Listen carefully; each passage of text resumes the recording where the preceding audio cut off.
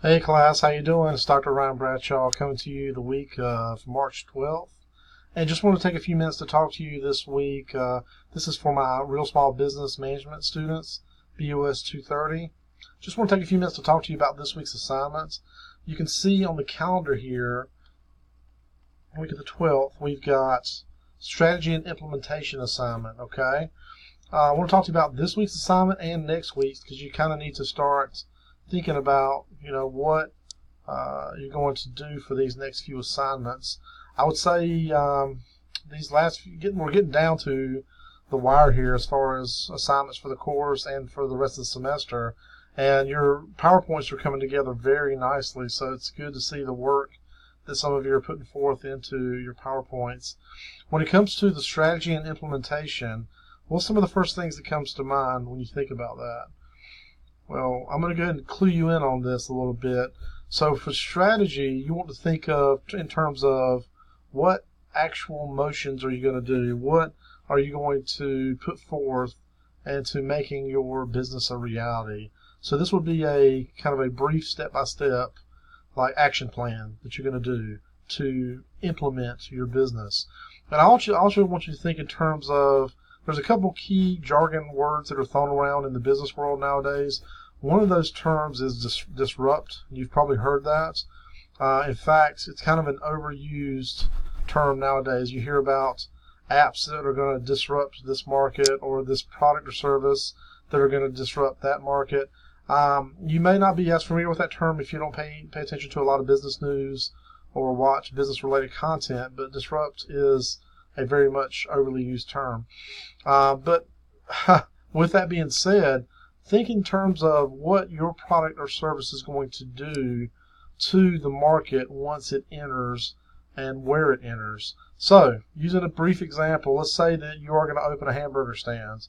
I use that example for a couple reasons, because it's easy for people to wrap their heads around it, and you can get the ideas of competition and things. But also, I live just outside of Mount Olive, North Carolina, and I think that town could use a hole-in-the-wall type grill for like affordable burgers and hot dogs that are kind of home cooked, very good, and to bring some real competition to things like McDonald's and Wendy's. And we do have Highway 55, but that, I don't know, Highway 55 is a very good sandwich, but it's not that hole-in-the-wall grill type thing experience. Maybe it used to be, but now it's something a little bit different. So when I talk about those hole-in-the-wall stores, there's a place in Clinton, North Carolina called Jennifer's Grill, a place downtown called Grace's Grill.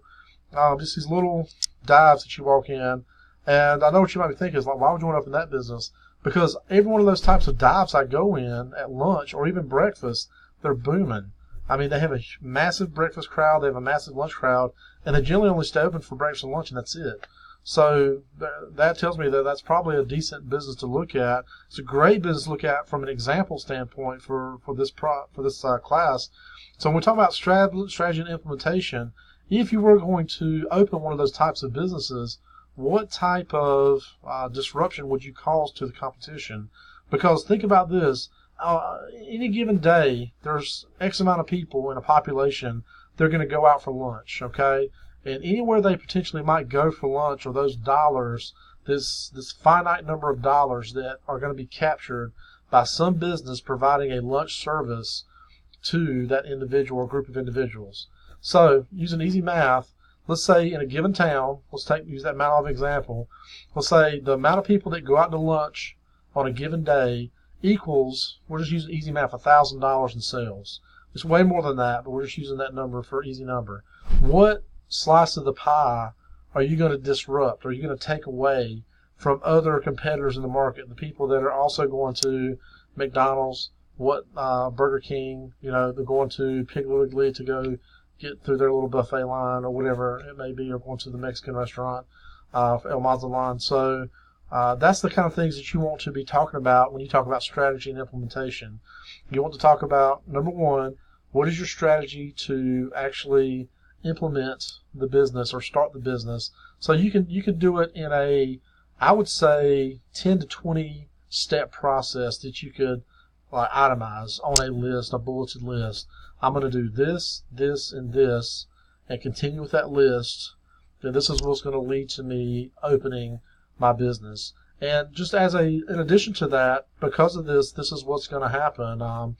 And you need to try to sell me on why this is a good idea to begin with. This is a continual pitch, and how you're going to disrupt or enter this market and be able to withstand the market pressures or adapt to the market pressures. Or is the market going to be accepting of what you're offering?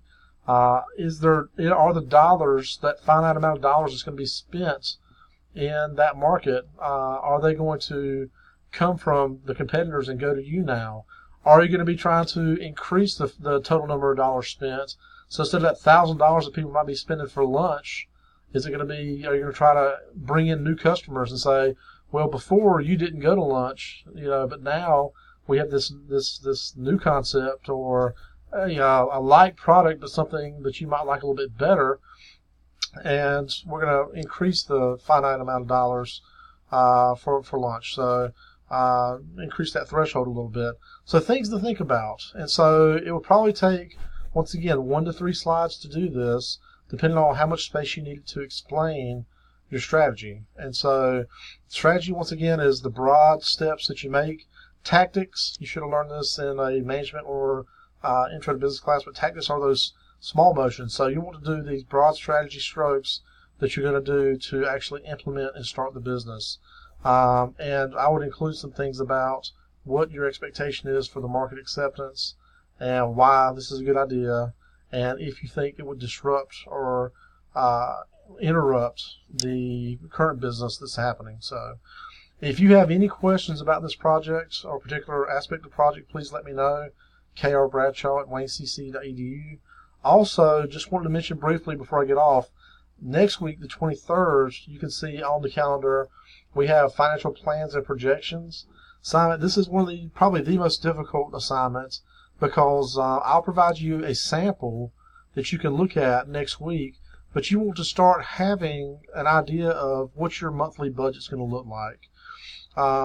You want to have an idea of how much cash you would want to have on hand when you start, how much your budget's going to be, how much anticipated sales you're going to have, all these things that you need to kind of have an idea of.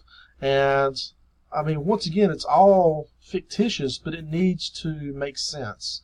Like if you tell me that you're going to open up and your monthly expenses are going to be $3,000, but you're going to do $1 million in revenue, that's a hard stretch. So I mean, you need to it needs to make sense from a business standpoint and be within those sensible thresholds.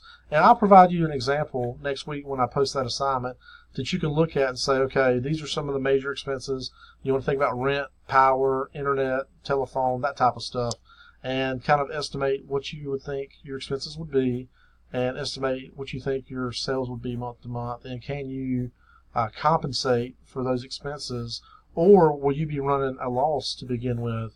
Keep in mind, many businesses run a loss for at least a year, if not several years. So some business owners just don't take a salary. They take the loss, and they use that loss to hopefully lead them to profitability when they can finally get a grip on things and manage those early expenses that you don't have to make every single year.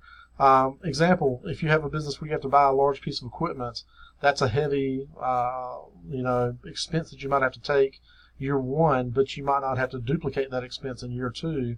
So that type of thing would have to be factored in as to a potential loss leader or loss item for that year. So just things to consider. All right.